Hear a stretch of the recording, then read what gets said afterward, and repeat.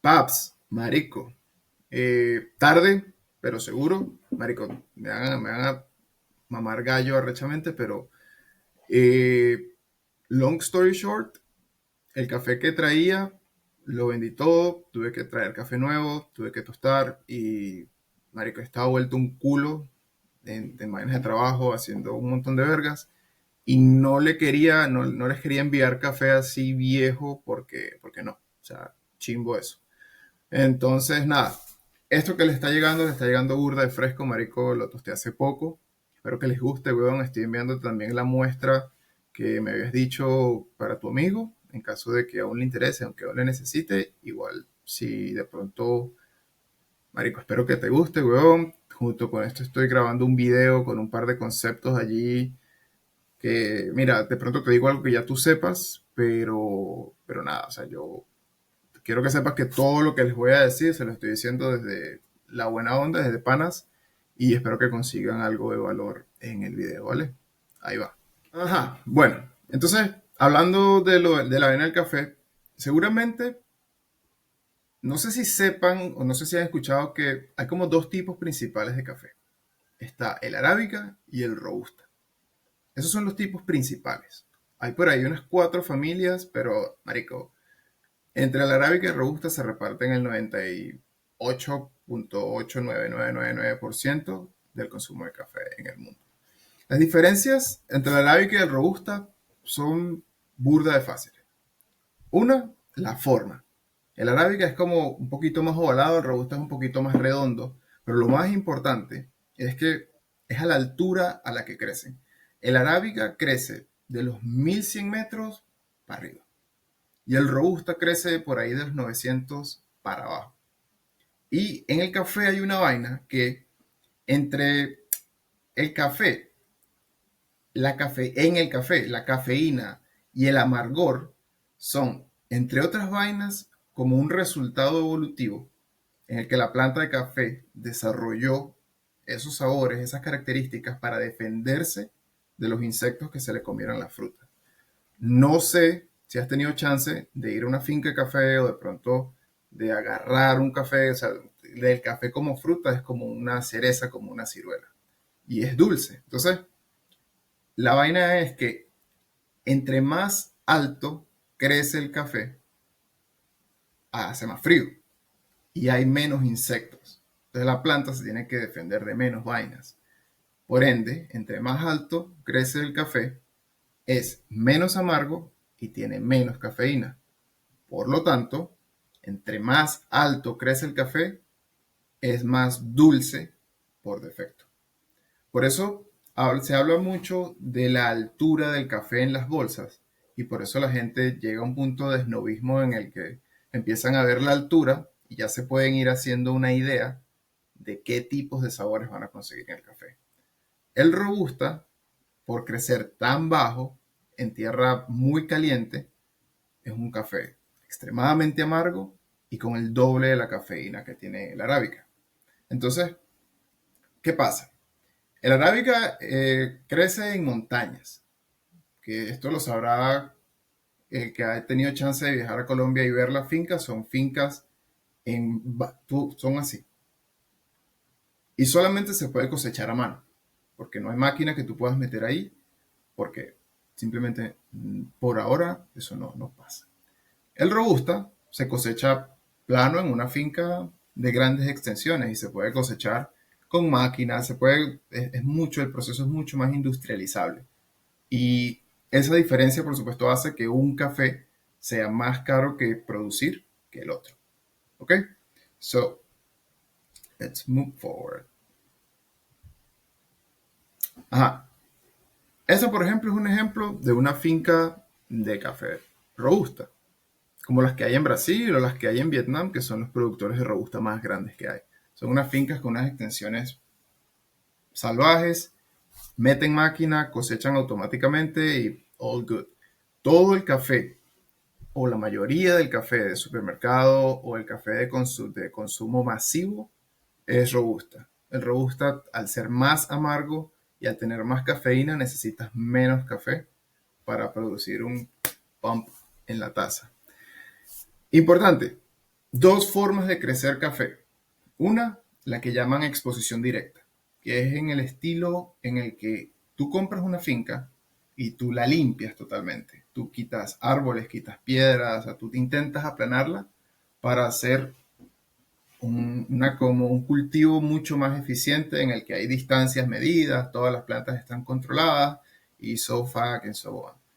Lo que pasa es que en la exposición directa, las plantas están expuestas al sol y a la lluvia todo el año.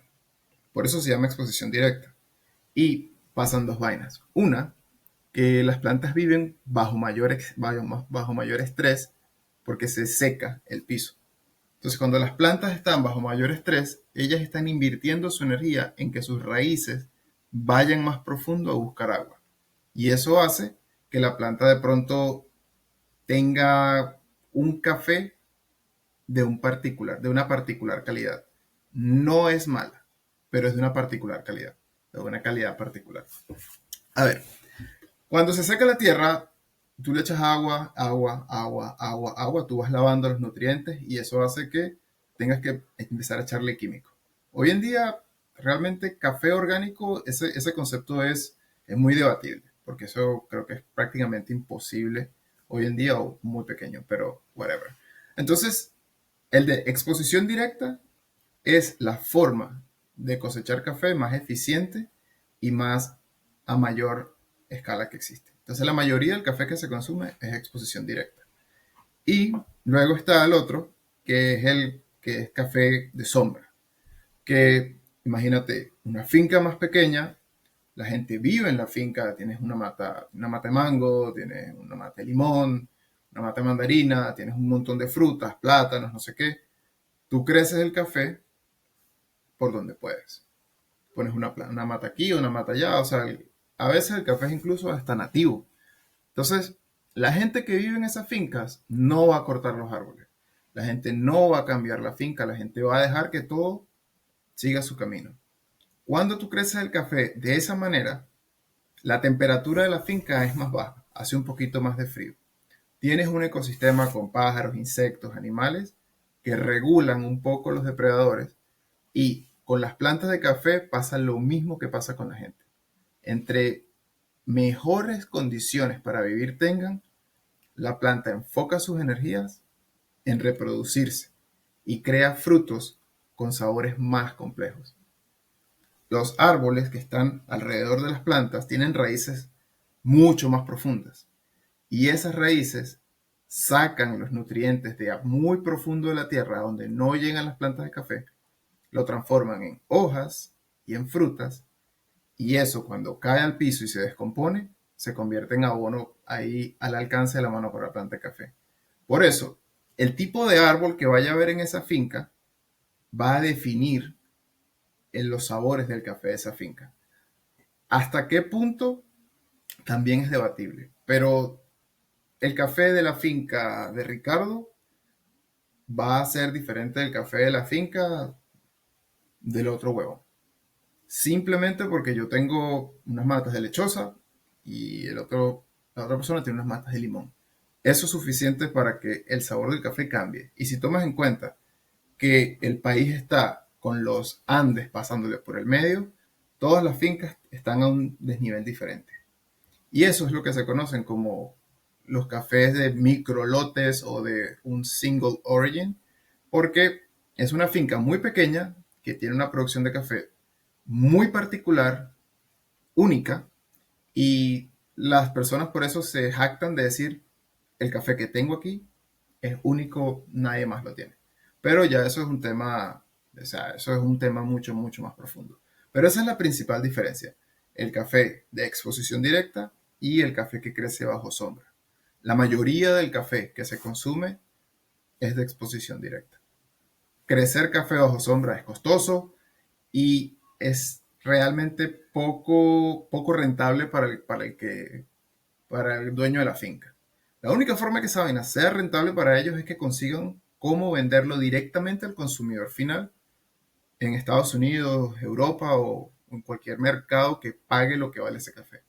Y lo que sucede normalmente es, por ejemplo, en Colombia, Estamos hablando de que hay por ahí unas 500.000 familias que es en su gran mayoría, mira, son la mayoría de los productores de café tienen fincas así pequeñas.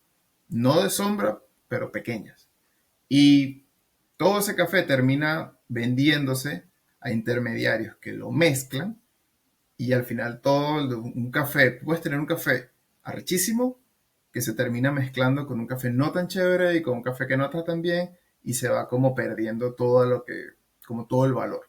Por eso hay tanto hip en las cafeterías de ir directamente a la fuente y comprar el café. Los tipos van allá y le compran al dueño de la finca el futuro del café. Y dice, mira, te pago el café por los próximos 5 años y hacen unos contratos, eso es otro tema, pero eso es como para tener un poquito la noción de cómo va el tema del café. Ajá, ya tú agarras el café, lo cosechas, tienes que secarlo. Entonces, ¿cómo lo vas a secar? Tienes varias opciones. Normalmente, no sé si has visto una cereza de café como una ciruela. La gente normalmente tú le puedes quitar la cáscara y te queda como un mamón, que te queda como una pulpa. Tienes que quitarle esa pulpa, normalmente se hace con agua y se limpia toda y luego se seca el café, aquí como se ve que dice pergamino, que es como la nuez del café. Ese es un estilo de secar café. ¿Qué pasa? Hay quien le quita la cáscara, pero no le quita la pulpa porque es dulce y lo seca con la pulpa. Hace que el café se seque con más azúcar. Y ese es un estilo que se llama honey. Y hay quien lo seca dentro de la cáscara del café, que es un estilo que es carísimo, es muy complicado, porque tú no puedes ver lo que está pasando adentro de la cereza del café. Si no lo sabes hacer bien, el café se puede dañar. La vaina que tú quieres es que el café se fermente adentro con los azúcares naturales de él, pero se puede dañar. Tienen que moverlo mucho, es un proceso súper complejo. Esas tres formas de secar el café son las que hacen que un tipo de café pueda abrir un abanico de posibilidades gigante porque al tú lavarlo le remueves todo el agua y todos los sabores originales. Si le dejas la pulpa, permanecen algunos. Y si lo fermentas adentro de la cereza, los sabores son muy diferentes. Aquí hay como una especie de escala. El natural se ve así. El honey, hay diferentes tipos de honey dependiendo del color de la cereza del café. Y el café lavado, que es el café más normal, el café más estándar. La mayoría del café que tú vas a conseguir por ahí es lavado. Bueno, se ve así. ¿Qué tiene el café lavado? ¿Por qué es tan popular? Porque es más versátil. Tú con el café lavado es lo mismo que si cocinaras cebollas en una sartén.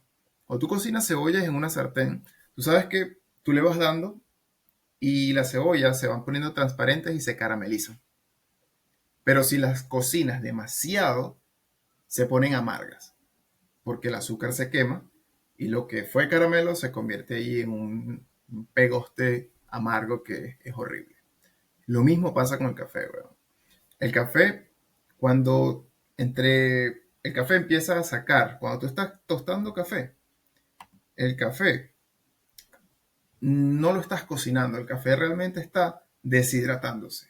De adentro del café está botando todo el agua.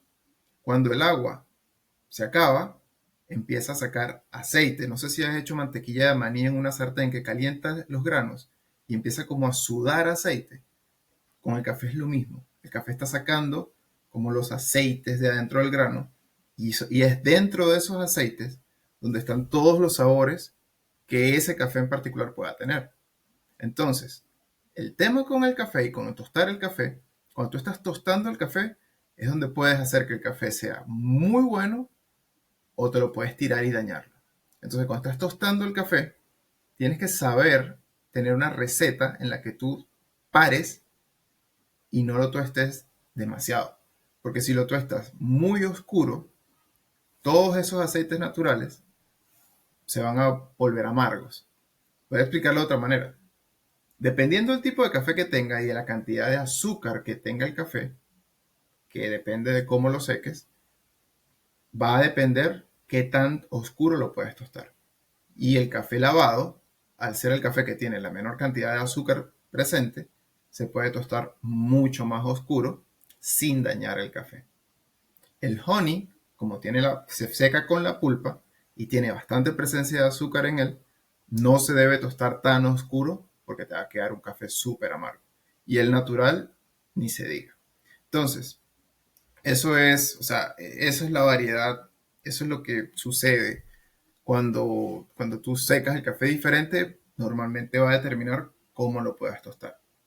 Y ya a la gente le gusta hacer combinaciones de que si un lavado, un dark roast, un honey, medium roast, un natural, medium roast, un lavado, medium roast. O sea, empiezan las combinaciones de café, que es donde la gente se vuelve ahí toda súper snob.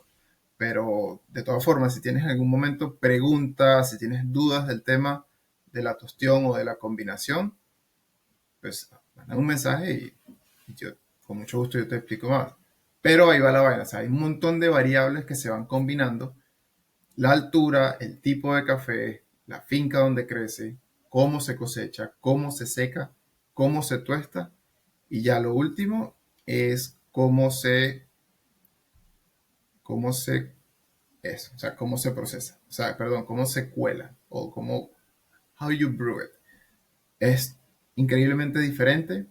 Y en el café que te estoy enviando, te lo estoy enviando en granos. Uf, tengo que entrar en una llamada. Te estoy enviando en granos y te voy a enviar también cómo molerlo dependiendo del estilo en que lo vayas a usar en tu casa. Dale, me voy. Si necesitas alguna vaina, just let me know. Un abrazo, espero que les guste el café. Bye bye.